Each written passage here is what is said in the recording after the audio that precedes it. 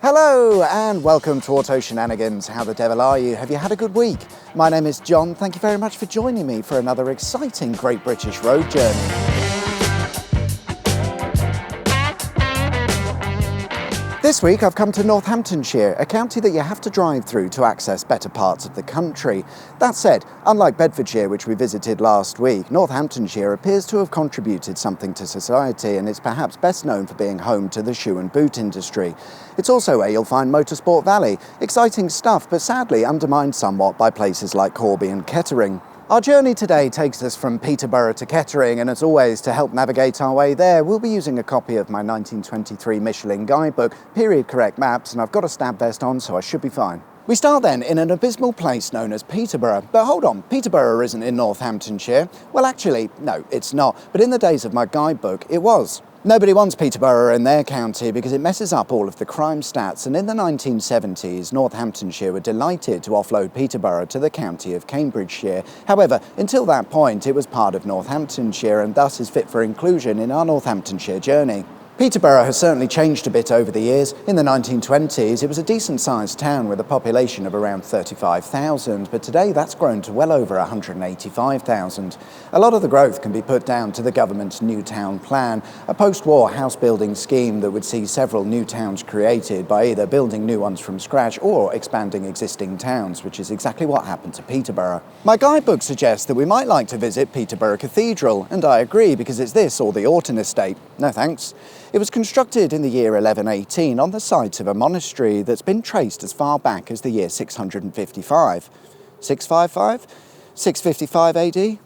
An interesting feature of the cathedral is that it's missing a tower. There should have been another one on the right, and indeed we can see where it would have been built, giving us a satisfying symmetrical appearance, but for reasons unknown, the cathedral wasn't completed to the original plan. I imagine the project was cancelled due to funding issues. A short distance from Peterborough Cathedral is the River Nene, and crossing over the River Nene is a railway.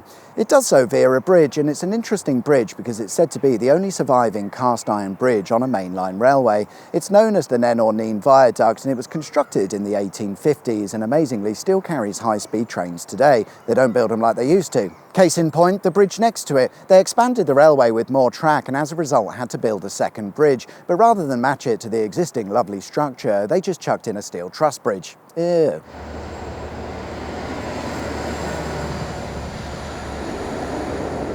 Don't know if you saw that. That was the Conwy Castle train. I don't know what that is, but it's purpley red.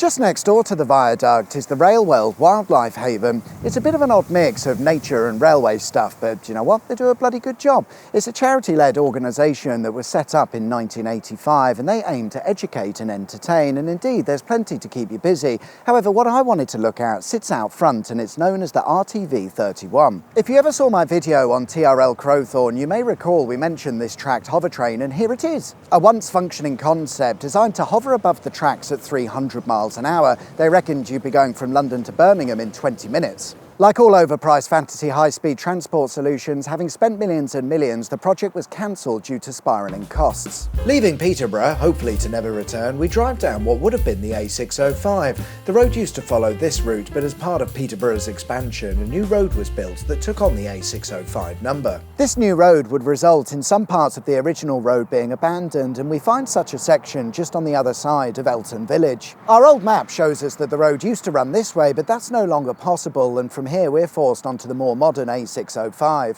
If we follow that along for a short distance, we find another example of where the new road has replaced old, with a stretch of abandoned road complete with road markings still intact. Our next stop is the village of Oundle, which is everything you don't think of when someone says Northamptonshire. It's borderline picturesque with some fantastic architecture throughout, which my guidebook is keen to point out with several suggestions on buildings to look at. For example, the Talbot Inn and Hotel found in the centre of Oundle. It's been here since 1626, and like the old Sugarloaf that we looked at last week, it was a coaching inn and its archway would have been used as an entrance for horse-drawn traffic. It's said that the oak staircase found inside, along with some other items, were recovered from fossils Fotheringay Castle, which used to be here a short distance up the road. It's not anymore, it's now just a mound, but if it was here it would be a Motte and Bailey castle. Or is it a moat? I don't know, but this castle dates back to around 1100, but it was dismantled in the 1600s, hence some parts of it were used in the Talbot Inn because it was being constructed at the same time.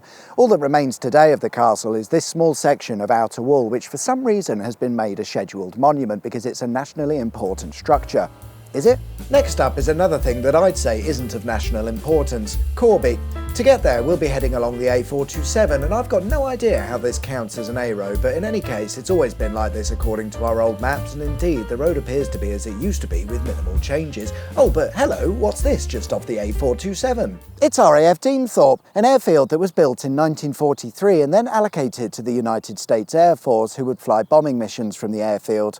Unfortunately, they had a bit of a mishap later in the same year when they sort of crashed one of their bomber planes into the village of Deenethorpe. It wasn't their fault, to be fair. It's believed that ice had unknowingly formed on the wing surfaces, and since the aircraft was fully fueled and loaded for a trip to Europe, they couldn't generate enough lift to get off the ground. The aircraft veered off the runway towards the village of Deenethorpe before crashing through a barn and coming to rest just outside of the village. Luckily, everyone survived. However, they then realised that their plane full of bombs was on fire, so they set about evacuating the village, where 20 minutes later it all exploded. Apparently, the explosion was felt, not heard, but felt 9 miles away. We shortly after arrive in Corby, the biggest failure of a town in Northamptonshire, but it's not the people's fault. My guidebook doesn't even acknowledge Corby. Back in those days, it was a small village of nothingness, until 1932, when Corby was chosen as the site for a new steelworks. The steelworks resulted in 10,000 new residents coming to Corby within an 8-year period, and then in 1939 stuff happened, meaning that all of a sudden there was a really high demand for steel, which led to the further expansion of Corby Steelworks. In 1950, Corby was designated as a town for expansion under the government's new town plan. This would see many new houses and facilities being built.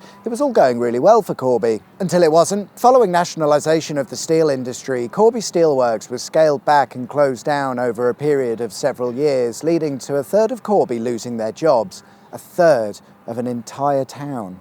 Despite that, manufacturing of steel tubing continued in Corby and still does to this very day under the control of Tata Steel, although as time is going on, it's becoming more questionable as to how long that will continue. Because Corby used to be such a small town, according to our old maps, our route choices are fairly limited as we head to our next destination. So to get out of Corby, we'll use the A6014, which used to be the B6481, and run through what looks like open fields, but today that's not the case, with Corby being the much larger town that it is. Before we get to our next destination, I wanted to make a quick detour, and I know that's not like me, but the detour we're making takes us over towards Harrington, more specifically the old RAF airfield found at Harrington. The reason for the visit is to look at the remains of 3 Thor missile sites that were installed during the Third Medium Disagreement in the 1950s. We did look at a similar site in episode 8, however, unlike that site, Harrington is probably the best remaining example of the Thor missile sites, and it gives me a great opportunity to get up close to some infrastructure that once upon a time I'd have been shot for going anywhere near. When you're standing here, you can't help but think about the destruction that could have been launched from this very spot.